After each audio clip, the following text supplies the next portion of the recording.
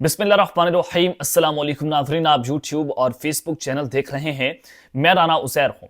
नाज़रीन, बिल आखिर social media ने पीटीआई की चेरी ब्लॉसम क़यादत को उड़ा कर रख दिया है। उनको एक बार फिर से एक शिकस्त से दो चार कर दिया है कि सोशल मीडिया जीत गया है, पीटीआई चेरी ब्लॉसम हार चुकी है। सहरी का वक्त आधी रात को इंतहाई गैर मामूली मीटिंग होती है और यह इजलास क्यों बुलाया गया, इस इजलास के अंदर कुछ अहम फैसले किए गए, बड़ा यूटर्न लिया गया है और अडयाला जेल में हंगामी इजलास तलब कर लिया गया है। सुबह सवेरे अडयाला जेल को खोला जाएगा या नहीं खोला जाएगा, बड़ी इंपॉर्टेंट डिटेल्स हैं, क्योंकि जो कौमी सलामती कमेटी का इजलास है, जो सिक्योरिटी कॉन्फ्रेंस है, उससे पहले पाकिस्तान तहरीक इंसाफ ने बड़े बड़े फैसले कर लिए हैं, बड़े बड़े सरप्राइजेस सामने आए हैं और यहां पर पीटीआई की जो क़यादत है उनकी दो नंबरी भी पकड़ी गई है। एक तो मीटिंग का अंदरूनी अहवाल आपके सामने रखना है, क्या पीटीआई जो है वो इस इजलास का बाइकआउट करने जा रही है, उसका भी फैसला हो चुका है। पाकिस्तान तहरीक इंसाफ ने आज बड़े जो यूटर्न्स लिए हैं, तमाम डिटेल्स मैंने आपके सामने आज के इस व्लॉग में रखनी है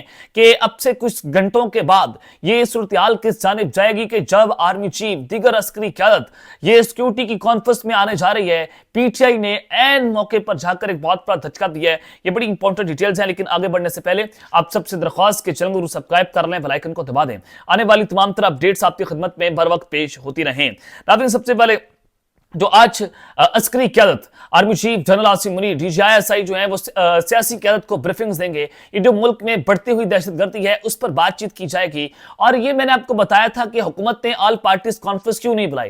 ये सिर्फ और सिर्फ माइनस इमरान खान का एक खेल था कि अगर ऑल पार्टीज कॉन्फ्रेंस बुलाई जाती तो उसमें इमरान खान को पेरोल पर रिहा करने का दबाव बढ़ जाता। तो हुकूमत ने कहा कि हम तो पार्लियामानी इजलास बुला लेंगे, पार्लियामानी कौमी सलामती कमेटी का इजलास होगा, क्योंकि इमरान खान पार्लियामेंट के रुकन नहीं है तो लिहाजा उनको यहां पर आने नहीं दिया जाएगा। तो हुकूमत ने अपने से बड़ी चाल चली और फिर अब राना सनाउल्लाह साहब कहते हैं कि आज के इजलास में अस्करी क़यादत दहशतगर्दी के खिलाफ जो स्ट्रेटजी है उस पर सियासी क़यादत को इत्मीनान मिलेगी और दहशतगर्दी को खत्म करने के लिए नवाज शरीफ के जिम्मे जो भी किरदार होगा वो अदा करेंगे। इजलास में सियासी क़यादत की रहनुमाई भी रियासत को मुयस्सर आएगी। अब जनाब, बात यह है कि उन्होंने कहा कि रियासत को मुयस्सर आएगी सियासी क़यादत। क्या सियासी क़यादत जो है वो रियासत नहीं है? रियासत आप उन्हीं को कहते हैं जिनके बलबूते आप पाकिस्तान पर इक़्तिदार हासिल कर रहे हैं, यानी कि ये खुद सियासतदानों ने उनको एक रियासत बना दिया। हालांकि ये जो एक इदारा है वो जो है वो इस गवर्नमेंट का ज़िली है, यानी कि दुनिया में कहीं पर भी ये सिविल मिलिट्री रिलेशनशिप्स नहीं होते।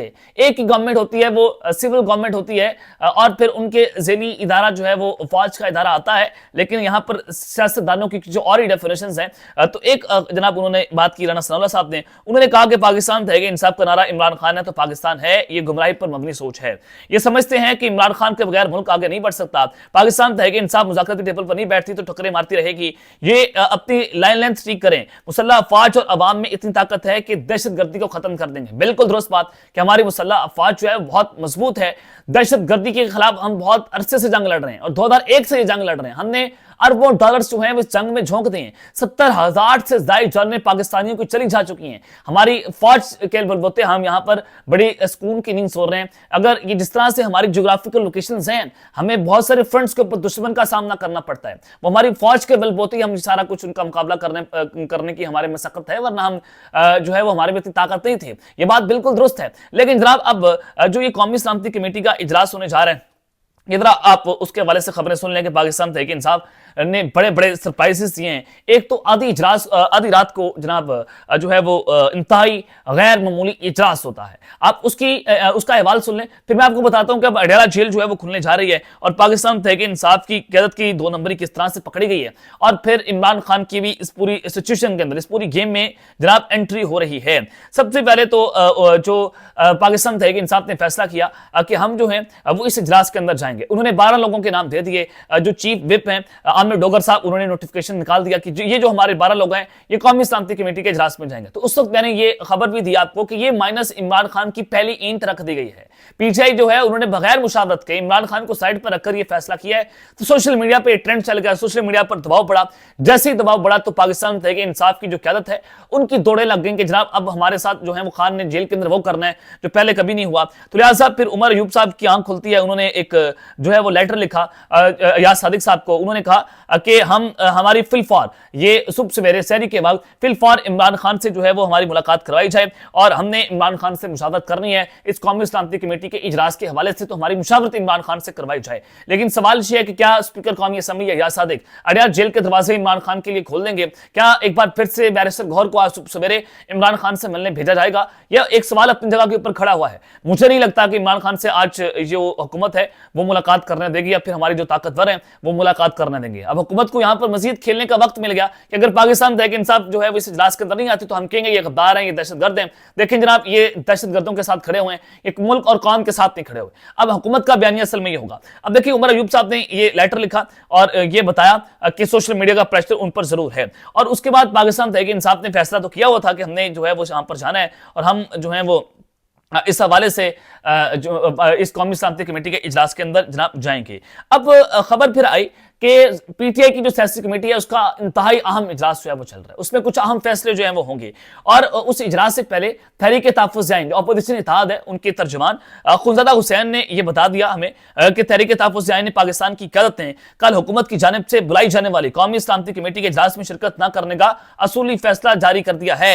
ये जनाब जो अपोजिशन इत्तेहाद था उन्होंने कहा कि हम इसके अंदर नहीं जाएंगे, ना जो है वो महमूद खान अचकज़ई जाएंगे, ना सेनेटर जो हमारे लामा नासिर अब्बास जाफरी साहब हैं, ना वो इस इजलास के अंदर जाएंगे। पाकिस्तान तहरीक इंसाफ अगर सोलो फ्लाइट लेती है, अगर वो सोलो फैसला करती है तो वो उनका अपना फैसला होगा, अपोजिशन इत्तेहाद का ये फैसला नहीं है। और उसके हवाले से फिर कहा गया कि आमिर डोगर के बयान के मुताबिक तो हर हाल में शिरकत का कहा गया था और कहा गया था कि हमने मैदान जो है वो खाली नहीं छोड़ना, और साथ मौलाना फजल रहमान से भी इस हवाले से रब्ता हुआ। इस मामले पर सब आजाद हैं, लेकिन जो अपोजिशन इत्तेहाद है उन्होंने कहा कि जनाब हम नहीं जाएंगे। और फिर साददा हामिद रजा, वो भी पाकिस्तान तहरीक इंसाफ का हिस्सा नहीं है, उनकी सुन्नी इत्तेहाद कौंसिल अपनी एक अलग जमात है, तो लिहाजा वो एक पीटीआई के एक वर्कर तो आप थोड़ी नहीं कह सकते, आप उनके इत्तेहादी कह सकते हैं। तो उन्होंने फिर ट्वीट कर दिया, उन्होंने कहा कि मेरे हवाले से कल कौमी सलामती कमेटी के इजलास में शिरकत की खबर सही नहीं है। उन्होंने कहा कि जनाब मैं ये जो है वो कल की शिरकत नहीं कर रहा, क्योंकि उनका नाम भी शामिल है। अभी इंतहाई अहम मीटिंग चल रही है और मेरी राय में सेनेट और कौमी असम्बली के तमाम अरकान, बिलखुसूस केपी के और बलूचिस्तान के तमाम अरकान को मौजूदा सूरत हाल पर ब्रीफ किया जाना जरूरी है। सबसे अहम चीज पाकिस्तान के सबसे मकबूल लीडर इमरान खान को इत्तेमाद में लिया जाना चाहिए। ये जनाब पीटीआई का मुतालबा कि एक तो आप केपीके के लोगों को बुलाएं, वहां से जो अरकान उनको बुलाएं, बलूचिस्तान के अरकान को बुलाएं, उनको इत्तेमाद में नहीं, क्योंकि वहां पर ये दहशतगर्दी है, वहां के लोगों को दहशतगर्दी का सामना करना पड़ रहा है। और इमरान खान एक मकबूल तरीन लीडर है, कौम उसके पीछे खड़ी हुई है, और अगर आपने यहाँ पर यकजहती का पैगाम दे रहे हैं तो आपको इमरान खान को भी इत्तेमाद में लेना पड़ेगा, क्योंकि वो एक सियासी लीडर तो हैं, वो एक सियासी हकीकत है, जिनको उनका दुश्मन भी बात मानने को तैयार है कि इमरान खान एक सियासी हकीकत है और ये सियासत उनके गिर्द घूम रही है। जब आप मुल्क के बड़े स्टेक होल्डर्स को इत्तेमाद में नहीं ले रहे तो इस इजलास का पीटीआई के मुताबिक कोई फायदा नहीं है। तो जाहिर है पीटीआई की क़यादत की आंख खुली है, तो इनकी ये मामला था कि फिर उन्होंने जो है वो ये फैसला किया कि हमने इस इजलास के अंदर नहीं जाना। अब जो सियासी कमेटी के इजलास के अंदर फैसले हुए हैं वो जरा आप सुन लें। मैं एक अफ्तार पार्टी का इजलास जो है उसकी वो भी एक जो है वो खबर आपके सामने जनाब रखना चाहता हूं। मुझे बताया गया कि पाकिस्तान तहरीक इंसाफ सोलो फ्लाइट लेने के लिए तैयार थी। पीटीआई जो है वो अपोजिशन इत्तेहाद से हटकर इस इजलास में जाना चाहती थी।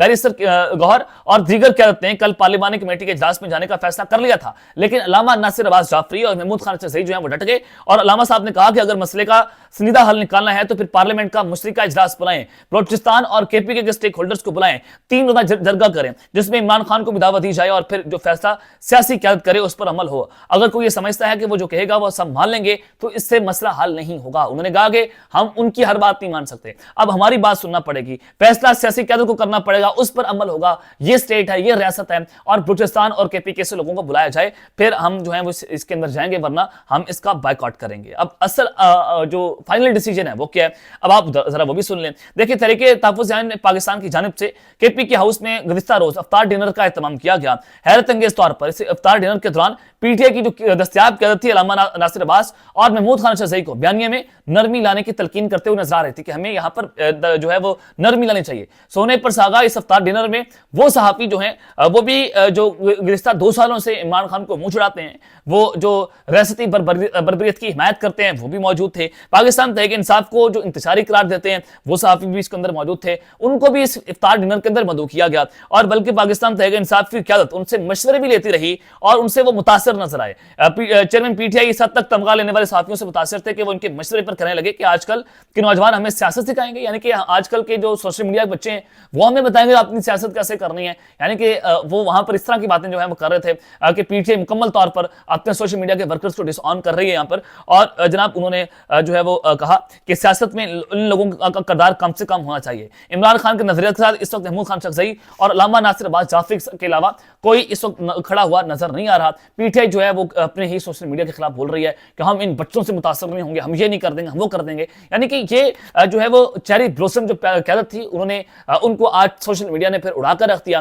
फिर पीटीआई की सियासी कमेटी का इजलास बुलाया गया और उस इजलास के अंदर जनाब क्या फैसला किया गया ये सामने आ गया है। पीटीआई ने ऑफिशियली लामिया जारी कर दिया है कि तहरीक इंसाफ की सियासी कमेटी का हंगामी इजलास जो मुनक्किद हुआ उसमें पार्लियामेंट की सलामती कमेटी के इजलास में शिरकत के बारे में गुफ्तगू की गई। तमाम मेंबरान ने फैसला किया है कि पार्टी सलामती कमेटी की मीटिंग में उस वक्त तक शिरकत नहीं करेगी जब तक हमारे लीडर इमरान खान को हमसे मुलाकात की इजाजत नहीं दी जाएगी। तो लिहाजा ये उनका मौकफ है। और 10 बजे सुबह जो तहरीक तहफ़्फ़ुज़ और पाकिस्तान तहरीक इंसाफ एक आम तरीन प्रेस कॉन्फ्रेंस करने जा रही है, उसमें वजह बताई जाएगी कि हम इस इजलास के अंदर क्यों नहीं आ रहे। तो उसमें सबसे बड़ी वजह यह है कि एक तो केपीके और बलूचिस्तान के रकीन को बुलाया जाए, स्टेक होल्डर्स को बुलाया जाए और फिर हमारी इमरान खान से जो है वो मुलाकात करवाई जाए। तो उसके बाद जनाब हम ये फैसला करेंगे कि हमने कौमी सलामती कमेटी के इजलास में आना है या नहीं आना। तो अब गेम फंस चुकी है और ये चंद घंटों का सुपर ओवर शुरू हो गया। अब देखते हैं कि इसमें अस्करी क़यादत कहां पर खड़ी है और मौजूदा हुकूमत कहां पर खड़ी है। ये तो आने वाला वक्त, आने वाले चंद घंटे ये वाज़ेह कर देंगे। अब तक के लिए इतना ही, अपना ख्याल रखिएगा और अपने नाज़मीन है लिखने अल्लाह ने के बाद पाकिस्तान जिंदाबाद।